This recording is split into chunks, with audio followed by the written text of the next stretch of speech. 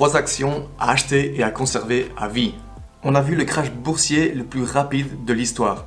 Avec le S&P 500, le S&P 500 c'est le tracker qui reprend les 500 plus grosses sociétés américaines cotées en bourse, qui a perdu 34% de sa valeur en seulement 23 jours, et ça fin février.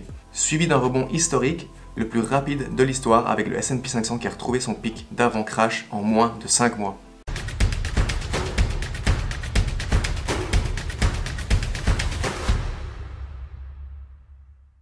Bienvenue dans cette nouvelle vidéo où je vais vous présenter 3 actions, ou plutôt 3 entreprises dans lesquelles vous allez pouvoir investir sans vous soucier si le cours de la bourse monte ou descend. Car ces entreprises ont prouvé qu'elles pouvaient faire face à n'importe quelle crise, donc plus besoin de regarder le cours de la bourse tous les jours ni toutes les semaines. Une fois de temps en temps, voire une fois par mois, ça sera largement suffisant. En plus de ça, ces entreprises payent un dividende, donc ça c'est top, parce que si on investit sur le long terme, c'est encore mieux si l'entreprise nous paye un dividende tous les ans sans qu'on ait besoin de rien faire.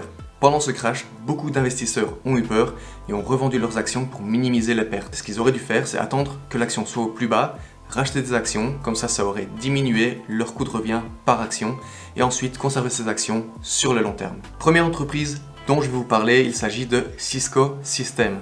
Cisco qui est une entreprise informatique américaine spécialisée dans le matériel de réseau et dans les serveurs, et qui existe depuis plus de 35 ans. Cisco trade aujourd'hui à 40 $ par action et a subi une perte de plus de 20% ces derniers mois à cause de chiffres du troisième trimestre qui ont été négatifs. En effet, si on regarde les chiffres ici, on peut se rendre compte que Cisco a annoncé des revenus de 12 milliards $, ce qui correspond à une baisse de 8% comparée à l'année précédente. En plus de ça, Cisco vient de se voir infliger une amende de 2 milliards $ à payer à l'entreprise Centripetal Networks parce qu'apparemment ils auraient utilisé 4 brevets de cette entreprise de manière volontaire sans autorisation. Pour ce qui est du côté positif, je vais vous parler des acquisitions que Cisco a fait ces dernières années. Récemment, Cisco a acheté Modcam et Thousand Eyes qui sur le long terme vont être bénéfiques à Cisco. Si on regarde le cours de l'action depuis son introduction en bourse, Cisco a une belle évolution si on ne prend pas en compte bien évidemment le crash de la bulle internet des années 2000. À 40 $, je pense que Cisco est un bon investissement et les analystes prédisent une hausse de plus de 20% dans l'année qui arrive avec un prix estimé à 51,17 $ par action. En plus de ça, Cisco paye un bon dividende de 3,59%, donc le dividende qui est une partie du bénéfice que l'entreprise reverse à ses actionnaires. Si vous investissez 100 € sur Cisco, eh bien chaque année vous allez avoir 3,59 € qui tomberont sur votre compte et ce passivement. Passons maintenant à la deuxième entreprise dont je vais vous parler et il s'agit de Johnson & Johnson. C'est une entreprise pharmaceutique américaine fondée en 1886, ce qui fait environ presque 135 ans que ça existe si je ne me trompe pas. Elle fait du matériel pharmaceutique et médical, des produits d'hygiène, cosmétiques, etc. D'ailleurs, on va aller jeter un œil à tous les produits que Johnson & Johnson propose et je suis sûr que vous avez sûrement dû voir ces produits ou vous les avez sûrement chez vous. On peut voir que parmi les produits de Johnson & Johnson, on retrouve des marques comme Nicorette, Listerine, etc. Johnson.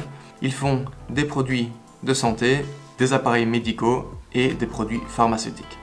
Si on s'arrête une petite seconde et qu'on regarde les produits qu'ils proposent, on peut voir par exemple des marques que l'on connaît tous, Neutrogena, Avenor, etc. et également le Petit Marseillais. On peut dire que Johnson & Johnson c'est une sorte de tracker des soins de santé tellement que cette entreprise est diversifiée avec plein de marques et plein de produits. En ce qui concerne les dernières nouvelles, Johnson & Johnson travaillait sur un remède pour le Rorona. Je ne prononce pas le mot parce que le jour où ma chaîne sera monétisée, je n'ai pas envie que YouTube me démonétise la vidéo juste parce que j'ai prononcé ce mot. Bref, Johnson & Johnson travaillait sur un remède pour cette maladie et apparemment, un de leurs patients est tombé malade sans qu'ils ne sachent pourquoi. Ils étaient à la phase 3 de recherche de ce vaccin et ils l'ont mis en pause. Mais en aucun cas ça n'a affecté les marchés puisque suite à cette décision de stopper momentanément les recherches, l'action n'a subi aucune baisse. Je vais un peu vous parler du dividende de Johnson & Johnson puisqu'il paye un très beau dividende de 2,73% et il paye ce dividende depuis des années et ce dividende augmente depuis plus de 53 ans, ce qui fait que Johnson & Johnson fait partie des dividendes aristocrates. D'ailleurs, je vous en avais parlé dans une précédente vidéo. Si on regarde la courbe de l'action en bourse de Johnson & Johnson depuis son introduction, il n'y a pas grand chose à dire à part que c'est tout simplement exemplaire.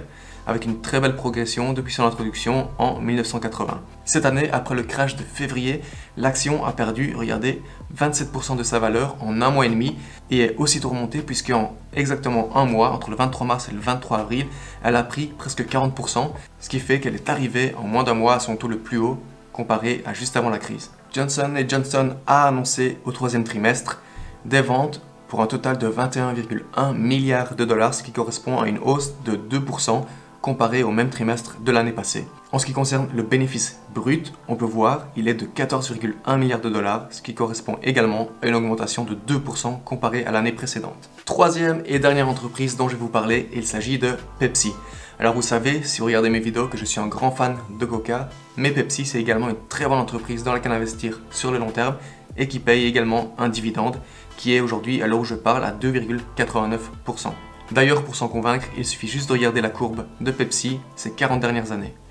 Pepsi qui a annoncé des chiffres du troisième trimestre très positifs, puisqu'ils ont annoncé des revenus de 18 milliards de dollars, ce qui correspond à une augmentation, malgré la crise, de 5% comparé à l'année précédente. Pour un profit net de 3 milliards de dollars, ce qui correspond à 7% d'augmentation. Alors bien évidemment, j'ai pas besoin de vous dire qui est Pepsi.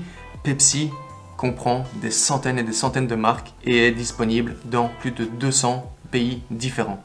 Parmi les grosses marques, on retrouve bien évidemment Pepsi, mais également des marques comme Doritos, Lay's, Gatorade, etc. Ils ont également, depuis une vingtaine d'années, fait un partenariat avec Starbucks et c'est eux qui produisent les Starbucks, les Frappuccino en bouteille. Il y a également une grosse acquisition ces dernières années, il y a 2 ans exactement, c'était l'acquisition de SodaStream par Pepsi. En effet, Pepsi s'est offert SodaStream, le fabricant de machines à gazéifier l'eau, pour un total de 3,2 milliards de dollars. Pepsi qui trade actuellement à 141 dollars par action et qui a vu une augmentation de près de 10% ces dernières semaines suite à l'annonce de tous ces résultats positifs.